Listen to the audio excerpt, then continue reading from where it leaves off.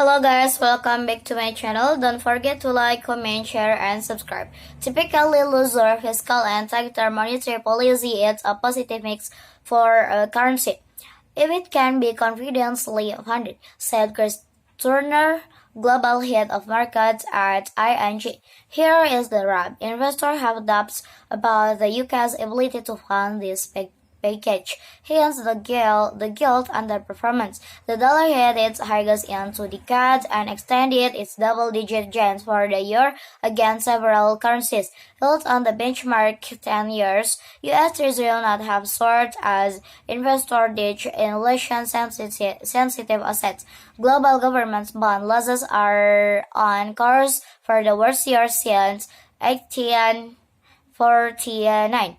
BOFA Global Resource said in a note. Yield on 10-year Treasury inflation protecting security or TIPS, which account for expected inflation and are known as real yields, reached 2,000%, the highest since February 2011. The inversion in the yield curve between 2 and 10 years not is minus 58 basis points on Thursday, the most inverted in at least 2 decades, and was last a minus 51 basis points, indicating first about a looming recession. Eurozone bond yields also reached sharply, with the Italian 10 years hitting 4,000%, its highest since late 2013, ahead of Italian elections on Sunday. Oil prices plunged about 5% to an 8-month low. The super strong dollar made crude more expensive in other currencies, and fears of recessions hit the demand outlook. Futures settled down at barrel U.S. crude fell. Gold prices fell to their lowest since April 2020 as the rally in the dollar and rising treasury yield hurt bullion, which pays no interest. U.S. gold futures settled 1% lower at $2,000. Then futures down 375. Recession fears weigh ahead of PMI data. U.S. stocks are seen opening lower Friday, with investors fretting over the Federal Reserve's hawkish interest rate trajectory and the potential for a sharp economic downswing. And the Dow futures contract was down 375 points or 2%, traded 45 points or 3% lower, and Nasdaq 100 futures dropped 160 points or 4%.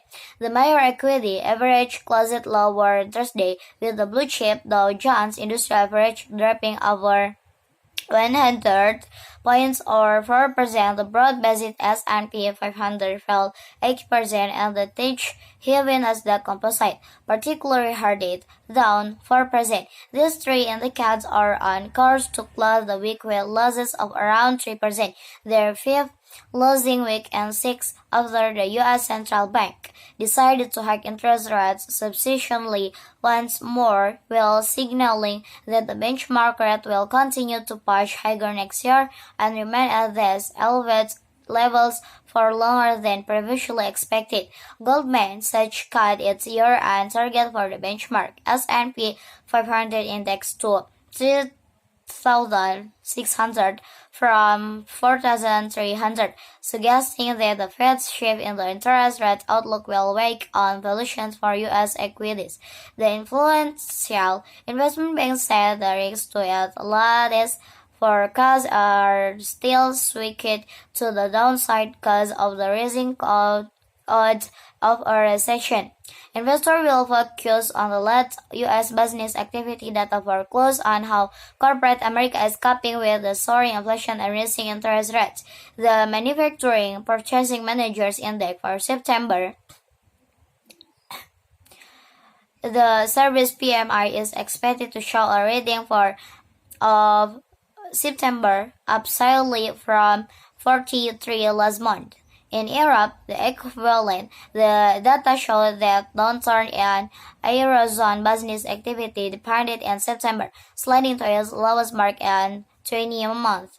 In corporate news, Costa Premarket after the big box retailer reports a squeezing of its gross margins in the current quarter as it battles higher freight and labor costs. Agreed to pay $200 millions to settle in the Security and Exchange Commission's charge that it misled investors about the safety of the airlines. Oil prices fell Friday, pushing near the lows for the year and on course for a fourth consecutive weekly decline after a series of interest rate hikes around the world, led by the Federal Reserve's increasing fears of a global economic slowdown, hitting the demand for energy. The Baker Hughes recount and the CFDs run of the week later in the session.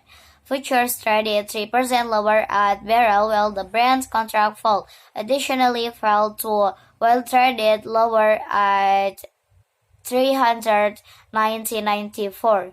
Dollar stabilizes at elevated yen gains after intervention.